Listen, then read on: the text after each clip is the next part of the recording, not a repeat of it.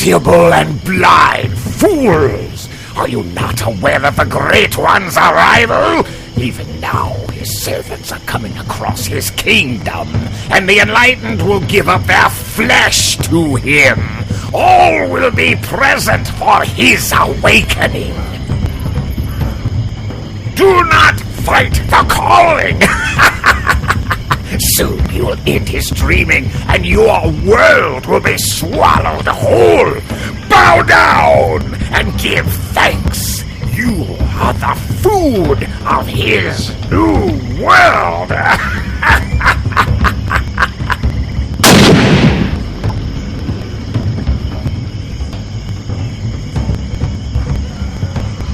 I've got it, Holmes!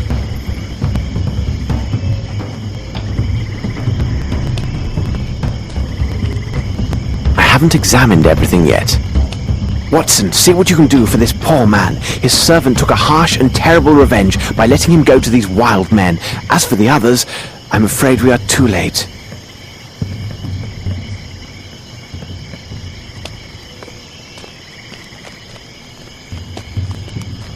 A good number of people have been here, not long ago, and indeed not freely.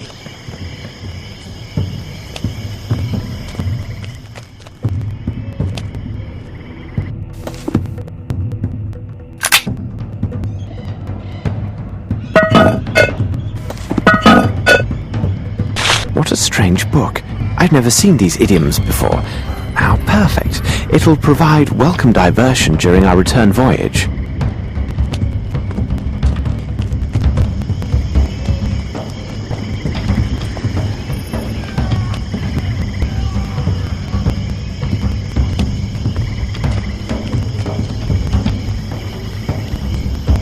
Holmes! Help me to carry him to the boat! I really can't say if he will survive the voyage back!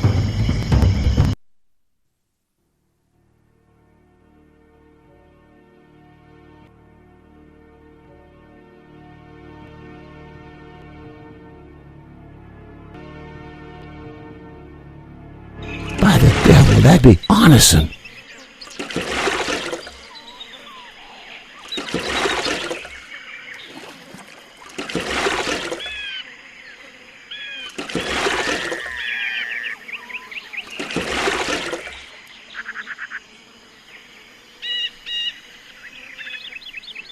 Indeed.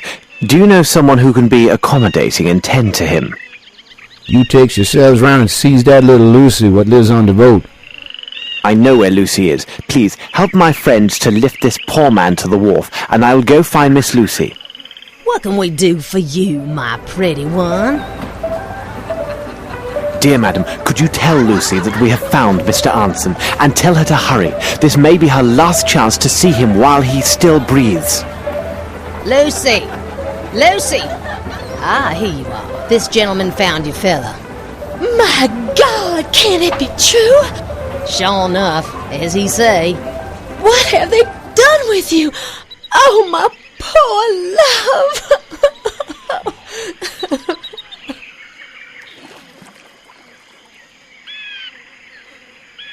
He has lost his hand and is in deep shock. But with rest and tender care, he has a good chance to survive these injuries. Oh, madam, please, please. If I could have a moment, we found this sum of money, which is a large amount, and belongs to Mr. Arneson. I think it is fair to entrust it to your care. Well, this seems all right then. I will take good care of you. You'll see, my love. About Arneson's place, there was some disorder left there. If you could be a good man and set things right. You can count on old Champagne for every little thing. Now, that's a fact. I can see our friend is in good hands. We better hurry, Watson. I see our ship is making ready to leave.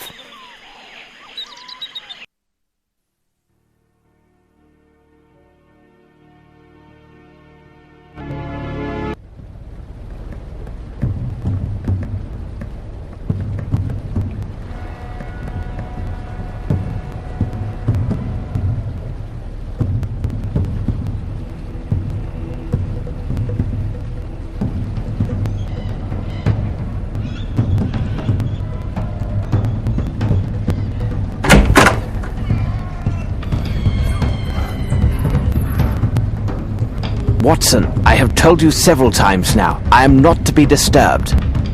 But Holmes, you have been locked inside your cabin for all of 4 days now. Outside, the sun is simply radiant, and the wind from the sea... If you approach me, Watson, I will throw you out. Now, leave me. Blast it all, Holmes! I am bored. I can't take these sailors' conversations for another minute. We have an understanding, Watson, each to his purpose. I will look to the translation of the book. You are to study the figures written out by our young friend Davy. Now, get on with your task and leave me to mine. But you know that these enigmas are not my strong point. Or wouldn't you have some other task, which is better suited to my skills, Holmes? Of course. You are a man of letters, after all. So, return to the bridge, take your trusted notebook, and apply your mind to editing this small writing. Agreed. On what subject? It is my monograph on the calculated trajectories of gull excretia. Good day, Watson.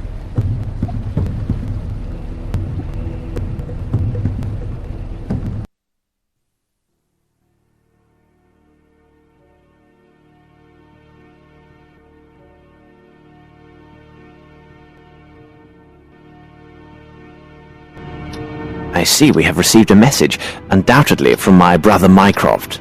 Strange. Here, read this, Watson. Indeed, but the possession of such a treasure is an end in itself. Why the devil go through with such an elaborate masquerade? Money is often the motive of the basest acts, but not in this case. These are deep waters indeed, Watson. These people follow some other dark purpose, so desperate that it justifies any sacrifice and great risk. You frighten me, Holmes. I know, sometimes I frighten myself.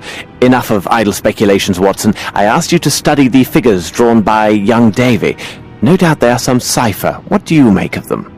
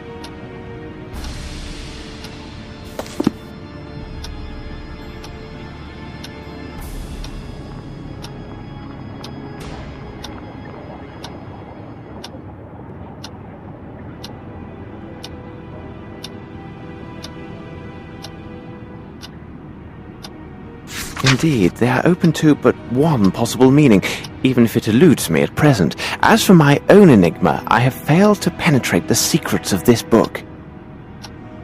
The language is archaic, and my own modest knowledge of ciphers is sorely tested. I have succeeded in drawing forth only insanities and other absurdities. According to this book, if my translation is exact, if one makes this mark with human blood, and then with conviction recites this illuminating verse, the